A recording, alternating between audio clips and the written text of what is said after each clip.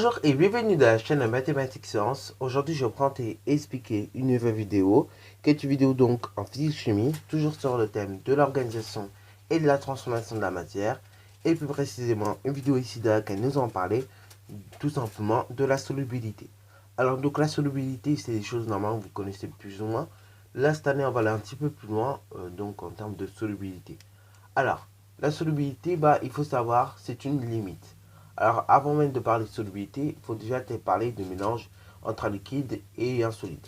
Alors, quand vous mélangez des liquides et des solides ensemble, il y a deux types de mélanges qui peuvent se former. Soit vous avez le cas où les liquides et les solides vont se mélanger ensemble. Dans ce cas-là, on dit qu'on obtient un mélange homogène. Ou bien, on peut dire également que le solide en question, justement, il est soluble dans l'eau, ou bien dans la liquide en question. Tandis que, aussi, on peut avoir le cas dans lequel vous mélangez un liquide et un solide toujours, hein, mais cette fois-ci, les deux ne se mélangent pas. Dans ce cas-là, on dira que le liquide et le solide en question ne sont pas solubles, ok. Et du coup, au niveau du mélange, nous obtiendrons un mélange hétérogène. Alors donc, pour vous donner deux exemples de ça, par exemple, quand on prend l'exemple de l'eau et du sel, hein, voilà, moi j'aime bien cet exemple-là, mais bon, du coup, si on prend cet exemple-là, de l'eau et du sel, l'eau et le sel, ils se mélangent très bien ensemble, et du coup, là, on obtient un mélange homogène. Et donc, par conséquent, le sel est bien soluble dans l'eau. Mais en revanche, si je prends de l'eau et du sable, que j'essaie de les mélanger ensemble, là, je vais obtenir ceci, c'est-à-dire un mélange hétérogène.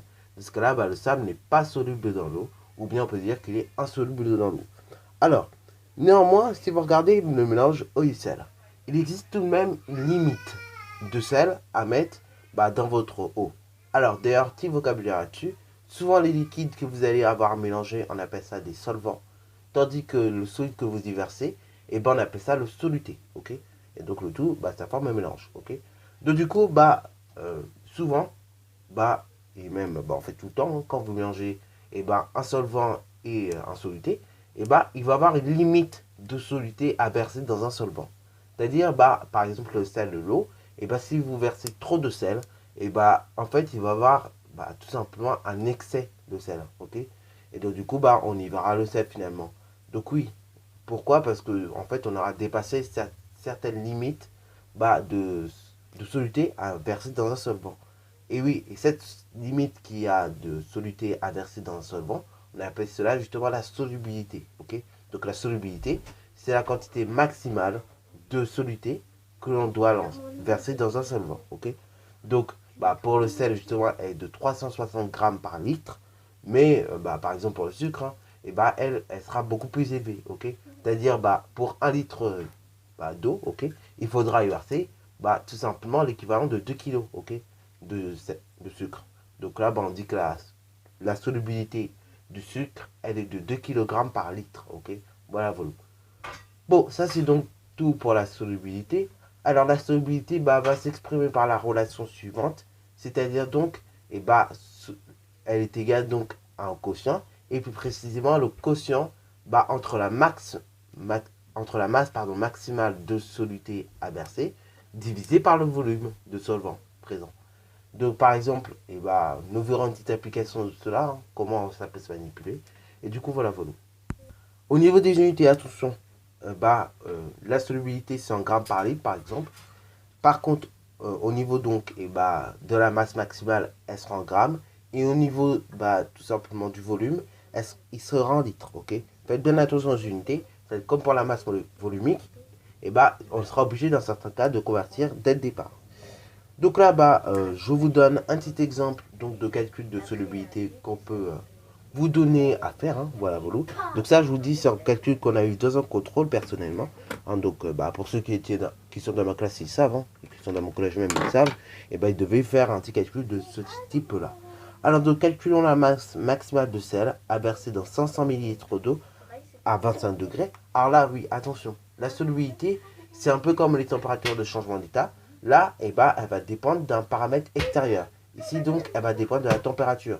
Et oui, parce que la solubilité, si en fait, vous versez votre soluté dans un solvant à une certaine température, une température ambiante par exemple 25 degrés, ça va rester classique. On aura une solubilité classique. Mais en revanche, si on y verse un solvant dans un soluté, enfin un soluté dans un solvant, pardon, à une certaine température beaucoup plus basse, ou à des températures beaucoup plus hautes, là forcément, on n'aura pas forcément la même solubilité, ok? Donc c'est pour ça qu'ici on vous précise à 25 degrés. Donc, je refais. Calculez la masse maximale de sel à verser dans 500 ml d'eau à 25 degrés, et on vous donne la solubilité du sel. 360 grammes par litre, c'est ce que je vous disais tout à l'heure. Alors d'ailleurs, petite remarque, chaque corps pur, donc le sel, par exemple vous avez également le sucre, comme je vous disais, et tout plein d'autres, et vont avoir leur propre solubilité, ok? Voilà, voilà. Donc bien évidemment, ça peut être intéressant éventuellement de les identifier. Nous au collège, bon, c'est rare qu'on vous demande d'identifier un corps pur en fonction de sa solubilité, mais bon, ça peut être intéressant à identifier. Bon, du coup, maintenant on connaît les données, hein. Donc on nous dit que nous avons 500 ml d'eau. Nous avons la solubilité du sel. Calculons donc la masse maximale à verser dans ces 500 ml d'eau. Donc on rappelle la relation. Donc la solubilité. Donc du coup, la solubilité est définie par la relation suivante. Donc petit s est égal à m max divisé par volume. Attention, il y en a beaucoup qui, même en classe de 3e, et donc, bon, bien évidemment, au lycée aussi, vous reverrez la solubilité. Mais il y en a qui beaucoup confondent la masse volumique et la solubilité.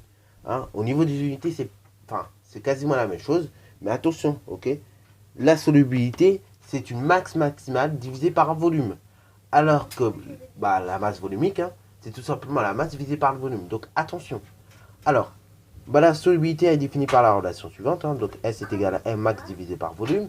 Mais à partir de la solubilité, on peut y calculer d'autres grandeurs. On peut y calculer une masse maximale ou bien un volume. Pour calculer la masse maximale, du coup, il suffira tout simplement de multiplier la solubilité par le volume donné. Et pour calculer un volume, il suffira tout simplement de diviser la masse maximale par la solubilité. Alors ici, on cherche à calculer donc une masse. Donc du coup, qu'est-ce qu'on a? Donc, on aura quoi? On aura masse maximale qui est égale donc à S, donc petit s pour la solubilité, multiplié par volume. Ce qui fait donc que la masse maximale est égale donc, là attention, on fait bien attention aux choses. Nous avons donc des grammes par litre. Et là, nous avons un volume en millilitres. Donc, nos 500 millilitres, il faut les convertir en litres. Sinon, ça va être trop compliqué au stade du collège de pouvoir se débrouiller. Ok? Donc là, nos 500 millilitres, on va les convertir en litres comme ça. Et après, notre masse, elle sera en grammes. Donc du coup, on peut écrire donc 500 millilitres. C'est égal donc à 0,5 litres. Ok? Ce genre de conversion en 3e, normalement, ne doit plus vous poser de problème. Ok? Il y en a qui encore en 3e ne savent pas faire de conversion. Là, je vous invite fortement à revoir vos vidéos, à revoir vos cours, de 6e, de 5e ou même de primaire. Hein, parce que perso, moi, je le fais en primaire. Après, bon, on le fait un peu en 6e, 5e, mais voilà, tout ça. Ce genre de conversion, normalement, ne doit plus vous faire de mal à la tête.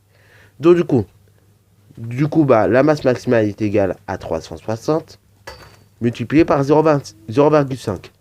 Ce qui veut dire que la masse maximale, elle est égale tout simplement à 180.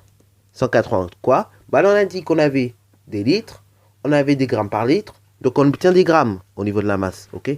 1 gramme par litre pour la solubilité, des litres pour le volume, donc une masse en grammes.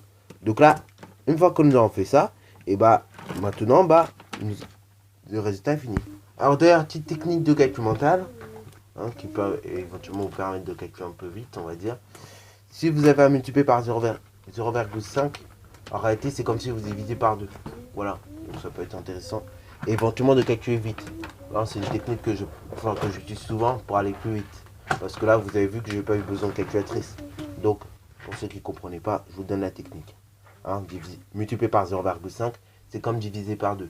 C'est de même que si je vous dis vous multipliez par 0,25, c'est comme si pour moi, en final, on divisait par 4. Ok? Et ainsi de suite, et ainsi de suite.